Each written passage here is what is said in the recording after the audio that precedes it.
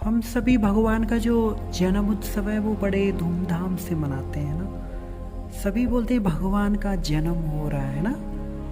वास्तव में क्या भगवान का जन्म होता है? जन्म किसका होता है? जन्म यानी कि उसका होता है जिसका जन्म हुआ है, उसकी मृत्यु भी निश्चित है।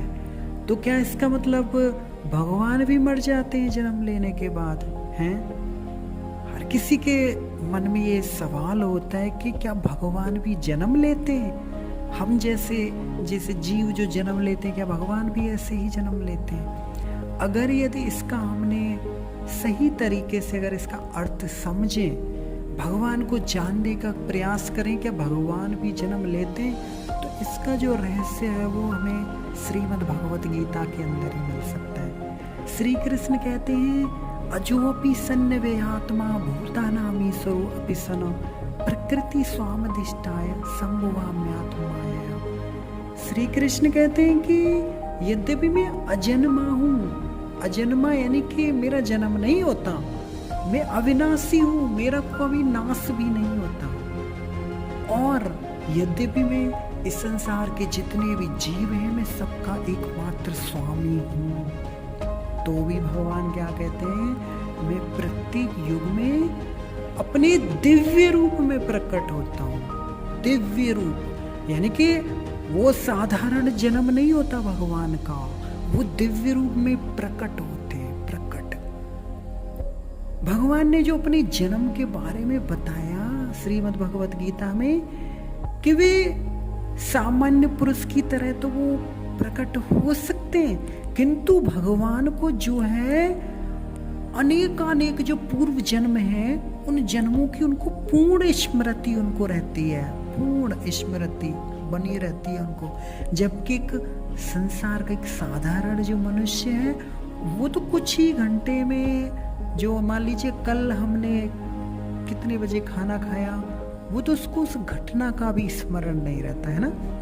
यदि कोई पूछे उसे एक दिन पहले आप क्या कर रहे थे, तो वो जो सामान्य व्यक्ति है वो इतनी जल्दी उत्तर नहीं दे पाएगा, क्योंकि उसको स्मरण करने के लिए उसको अपनी बुद्धि को कुरेदना पड़ेगा कि वो इस समय कल क्या कर रहा था, है ना। फिर भी कुछ लोग होते हैं वो अपने आप को ईश्वर घोषित करते हैं ना, भगवान बोलते हैं। तो मनुष्य को ऐसी जो चीजों से भ्रमित नहीं होना चाहिए, ऐसे लोगों से। तो भगवान श्री कृष्ण ने अपने जो जन्म के रहस्य के बारे में बताया, अपने स्वरूप के बारे में बताया कि भगवान जो है वो अपने ही शरीर में प्रकट होते हैं। वे कोई सामान्य जीव की तरह शरीर परिवर्तन नहीं करते। इस जन्म में जो है एक जीव का एक प्रकार का शरीर हो सकता है, तो अगले जन्म में उसको दूसरा शरीर, मतलब दूसरा जन्म मतलब अलग तरह का उसको शरीर प्राप्त होगा, है ना। तो भौतिक जगत में तो जीव का कोई स्थायी शरीर है ही नहीं, है ना। वो तो क्या करता है, एक शरीर से दूसरे शरीर में देहांतरण करता रहता है, किंतु भगवान ऐसा नहीं करते। जब भी भगवान प्रकट होते हैं तो वे जो अपनी अंतरंगा शक्ति है जो श्री कृष्ण की, वे उसी शरीर में प्रकट होते हैं। दूसरे शरीर मतलब दूसरे शब्दों में बोला जाए तो श्री कृष्ण जो है संसार में आते हैं तो अपने शाश्वत स्वरूप में, शाश्वत स्वरूप क्या है भगवान का, दो भुजाओं में श्री कृष्ण बांसुरी धारण किए अवतरित होते हैं ना। तो भगवान जो है अपने दिव्य शरीर में प्रकट होते हैं, और जो श्री कृष्ण है वो ब्रह्मांड के स्वामी है। भगवान ब्रह्मांड के स्वामी होते हुए भी ऐसा लगता है कि वो एक साधारण मनुष्य की तरह मतलब प्रकट हुए हैं भगवान, है ना, ऐसे हमें लगता है। यद्यपि उनका जो शरीर है, जो भौतिक जगत का जो शरीर है, जब भगवान आते हैं, हमारा शरीर क्या है, प्राकृत शरीर, यानी कि हमारा शरीर तो मतलब बालपन आता है हमको, फिर कुमार अवस्था आती है, फिर युवा तरुणावस्था आती है, फिर युवा अवस्था आती है ना, फिर लास्ट में क्या होता है, बुढ़े हो जाते हैं। लेकिन जो भगवान जो सामान्य जीव की तरह जब प्रकट होते हैं तो उनका जो शरीर है वो छीड़ नहीं होता है।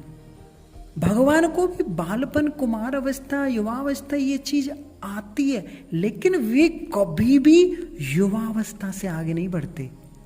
अब देखो कुरुक्षेत्र में भगवान के कितने पौत्र थे, है ना, कितने बड़े बड़े उनसे वो थे, उनकी एज से बड़े बड़े, है ना। तो अगर देखा जाए तो श्री कृष्ण कितने साल तक रहे, 125 साल तक, है ना। 125 साल में फिर भी वो एकदम जवान जैसे लगते थे, है ना। कभी श्री कृष्ण के वृद्धावस्था को कोई ऐसा फोटो देखा हमने? कभी नहीं देखा, कभी भी नहीं देख पाएंगे।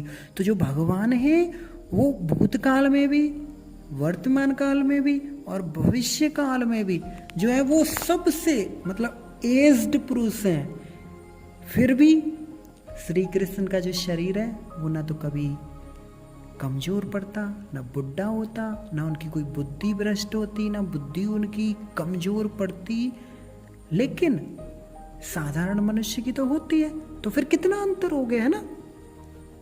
एक सामान्य पुरुष का जन्म और एक भगवान जो अपने सामान्य रूप से भगवान भौतिक जगत का शरीर लेके आते हैं, लेकिन उनका जो शरीर होता है वो अपराकृत होता है, भगवान का जो शरीर है। तो मैं जो बता रहा हूँ, ये जो भगवान का जो जन्म है भगवान का बंधु, ये जो भगवान है वो अजन्मा हो के भी जो अजोपी, जो भगवान जो अजन्मे हैं, जिनका कोई जन्म नहीं होता, फिर भी वो अनेक रूपों में अवतरित होते हैं, है ना। हमें लगता है कि भगवान जन्म लेते जैसे प्रतीत होते हैं, है ना, किंतु वे शरीर परिवर्तन नहीं करते। भगवान जो है श्रीमद् भागवत में भी भगवान जो है अपनी माता के सामने आ गए थे ना, 4 भुजाओं में षडैश्वर्य युक्त होके आ गए भगवान। तो जो भगवान का जो जन्म है वो बहुत दिव्य है।